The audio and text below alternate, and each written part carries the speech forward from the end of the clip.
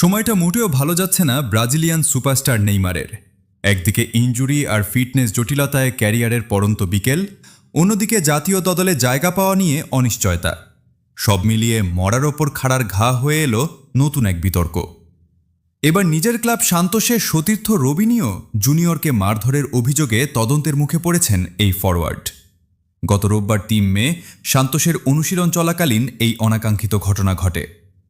ইএসপিএনের তথ্যমতে অনুশীলনের এক পর্যায়ে ১৮ বছর বয়সী উদীয়মান ফরওয়ার্ড রবিনিও জুনিয়র ড্রিবল করে নেইমারকে কাটিয়ে যান। বিষয়টি সহজভাবে নিতে পারেননি নেইমার। এটিকে অসম্মান হিসেবে গণ্য করে তিনি মেজাজ হারান এবং তীব্র প্রতিক্রিয়া দেখান বলে জানা গেছে। সূত্রের দাবি, তর্কের এক পর্যায়ে নেইমার রাগের মাথায় রবিনিও জুনিয়রকে পা দিয়ে ধাক্কা দেন। প্রত্যক্ষদর্শীরা জানিয়েছেন এরপর শুরু হয় উত্তপ্ত বাগবিতণ্ডা।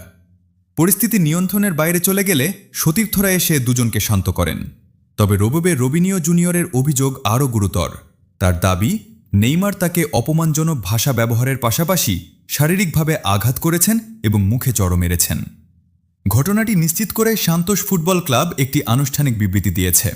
বিবৃতিতে বলা হয়েছে, সান্তোস ফুটবল ক্লাব তাদের একজন খেলোয়াড়ের বিরুদ্ধে একই ক্লাবের অন্য খেলোয়াড়কে শারীরিকভাবে আঘাত করার অভিযোগ সম্পর্কে অবগত হয়েছে। পরিচালনা পর্ষদের সিদ্ধান্ত অনুযায়ী ইতিমধ্যে অভ্যন্তরীণ তদন্ত শুরু হয়েছে এবং বিষয়টি আমাদের আইন বিভাগ খতিয়ে দেখছে।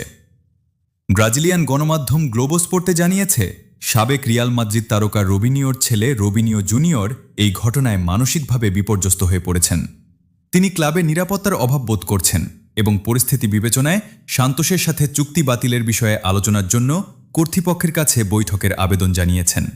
এই বিষয়ে ইএসপিএন নেইমারের প্রতিনিধিদের সাথে যোগাযোগ করলে তারা জানান, সান্তোস অধিনায়ক এই মুহূর্তে কোনো মন্তব্য করতে আগ্রহী নন।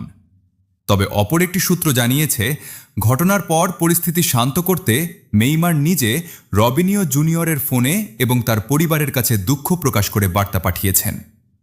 নেইমার একসময় ব্রাজিল জাতীয় দলে রবিনিও জুনিয়রের বাবা রবিনিওর সাথে কাঁধে কাঁধ মিলিয়ে খেলেছেন। সেই উত্তরসূরির সাথেই এমন আচরণ ফুটবল বিশ্বে বেশ শোরগোল ফেলেছে। গত গ্রীষ্মে মূল দলে জায়গা পাওয়া রবিনিও জুনিয়র চলতি মৌসুমে এখন পর্যন্ত ৮টি ম্যাচ খেলেছেন। তদন্তে অভিযোগ প্রমাণিত হলে নেইমারকে বড় ধরনের ক্লাব শাস্তির মুখে পড়তে হতে পারে।